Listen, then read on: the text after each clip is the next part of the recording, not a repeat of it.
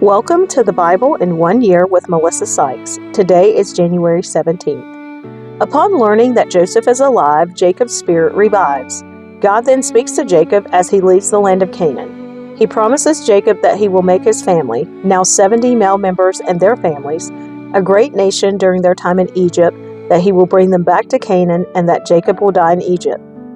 Pharaoh designates a special place, the land of Goshen, for their settlement. This location and their occupation, sheep herding, prevents them from assimilating with the Egyptians. God multiplies the Israelites during their 400-year stay in Egypt, showing them his faithfulness to fulfill his promises. As a whole, the famine story reveals how Jacob's family immigrated to Egypt and how God works in individuals, families, and catastrophes to accomplish his redemptive purposes. Pharaoh invites Jacob to Egypt. Genesis chapter 45, verses 16 through 28, around 1876 or 1710 BC. The news soon reached Pharaoh's palace. Joseph's brothers have arrived. Pharaoh and his officials were all delighted to hear this. Pharaoh said to Joseph, "Tell your brothers, this is what you must do. Load your pack animals and hurry back to the land of Canaan. Then get your father and all your families and return here to me. I will give you the very best land in Egypt, and you will eat from the best that the land produces." Then Pharaoh said to Joseph, "Tell your brothers, take wagons from the land of Egypt to carry your little children and your wives, and bring your father here. Don't worry about your personal belongings, for the best of all the land of Egypt is yours." So the sons of Jacob did as they were told. Joseph provided them with wagons, as Pharaoh had commanded, and he gave them supplies for the journey. And he gave each of them new clothes, but to Benjamin he gave 5 changes of clothes and 300 pieces of silver. He also sent his father 10 male donkeys loaded with the finest products of Egypt, and 10 female donkeys loaded with grain and bread and other supplies he would need on his journey. So Joseph sent his brothers off, and as they left, he called after them, "Don't quarrel about all this along the way." And they left Egypt and returned to their father Jacob in the land of Canaan. "Joseph is still alive," they told him, "and he is governor of all the land of Egypt." Jacob was stunned at the news. He couldn't believe it. But when they repeated to Jacob everything Joseph had told them, and when he saw the wagons Joseph had sent to carry him, their father's spirits revived. Then Jacob exclaimed, "It must be true. My son Joseph is alive. I must go and see him before I die." Jacob's journey to Egypt. Genesis chapter 46, verses 1 through 27. So Jacob set out for Egypt with all his possessions, and when he came to Beersheba, he offered sacrifices to the God of his father Isaac. During the night, God spoke to him in a vision. "Jacob, Jacob," he called. "Here I am," Jacob replied. "I am God, the God of your father." The voice said, "Do not be afraid to go down to Egypt, for there I will make your family into a great nation. I will go with you down to Egypt, and I will bring you back again. You will die in Egypt, but Joseph will be with you to close your eyes." So Jacob left Beersheba, and his sons took him to Egypt. They carried him and their little ones and their wives in the wagons Pharaoh had provided for them. They also took all their livestock and all the personal belongings they had acquired in the land of Canaan. So Jacob and his entire family went to Egypt, sons and grandsons, daughters and granddaughters, all his descendants. These are the names of the descendants of Israel, the sons of Jacob, who went to Egypt. Reuben was Jacob's oldest son. The sons of Reuben were Hanok, Palu, Hezron, and Carmi.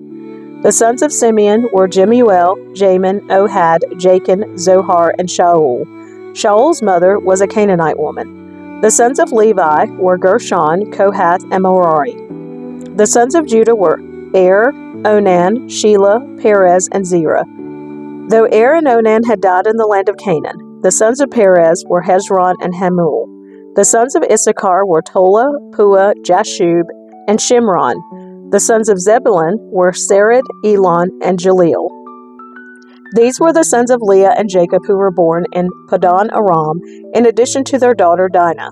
The number of Jacob's descendants, male and female, through Leah was 33. The sons of Gad were Zephon, Haggai, Shuni, Esbon, Eri, Arodi, and Areli. The sons of Asher were Imnah, Ishva, Ishvi, and Bariah. Their sister was Sarah. Bariah's sons were Heber and Malchiel. These were the sons of Zilpah, the servant given to Leah by her father Laban.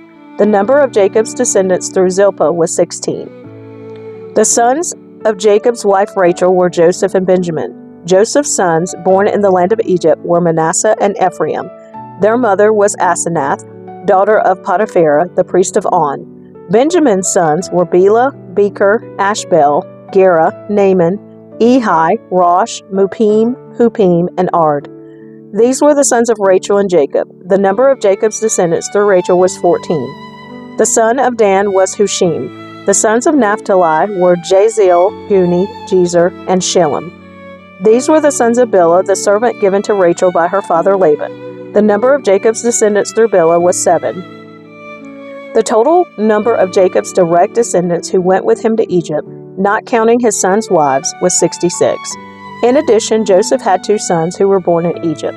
So altogether there were 70 members of Jacob's family in the land of Egypt. Jacob's family arrives in Goshen, Genesis chapter 46, verses 28 through 34. As they neared their destination, Jacob sent Judah ahead to meet Joseph and get directions to the region of Goshen.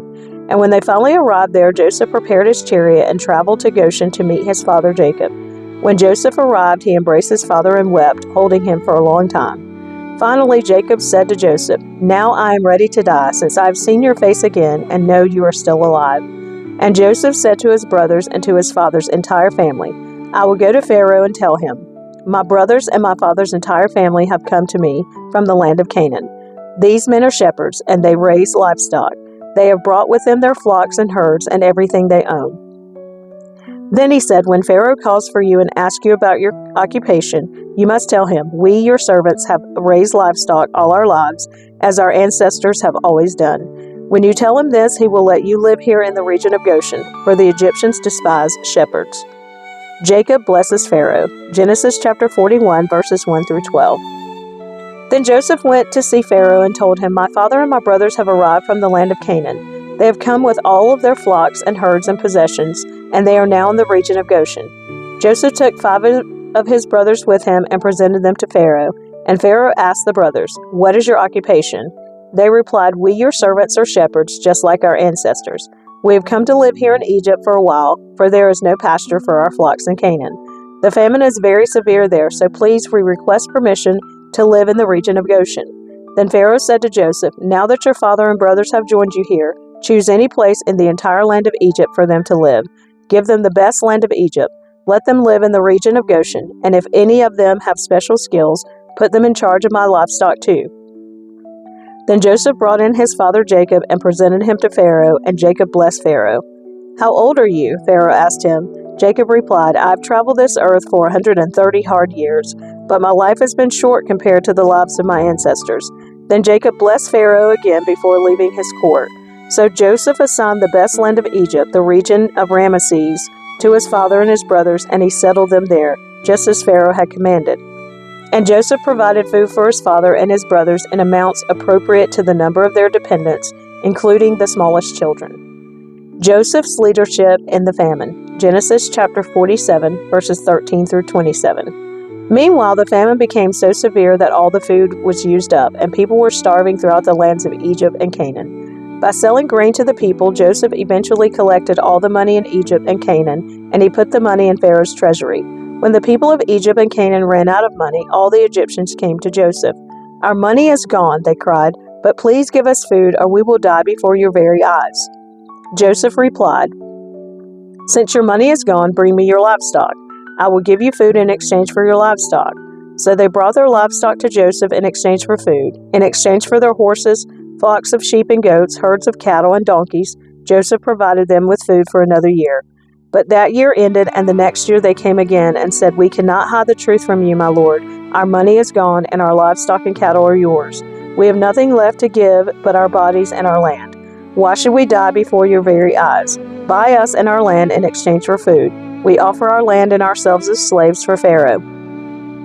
Just give us grain so we may live and not die, and so the land does not become empty and desolate." So Joseph bought all the land of Egypt for Pharaoh. All the Egyptians sold him their fields because the famine was so severe, and soon all the land belonged to Pharaoh. As for the people, he made them all slaves from one end of Egypt to the other. The only land he did not buy was the land belonging to the priest. They received an allotment of food directly from Pharaoh, so they didn't need to sell their land. Then Joseph said to the people, "Look, today I have bought you and your land for Pharaoh. I will provide you with seed so you can plant the fields. Then when you harvest it, 1/5 of your crop will belong to Pharaoh. You may keep the remaining 4/5 as seed for your fields and as food for you, your households, and your little ones." "You have saved our lives," they exclaimed. "May it please you, my lord, to let us be Pharaoh's servants." Joseph then issued a decree, still in effect in the land of Egypt, that Pharaoh should receive 1/5 of all the crops grown on his land. Only the land belonging to the priests was not given to Pharaoh. Meanwhile, the people of Israel settled in the region of Goshen in Egypt.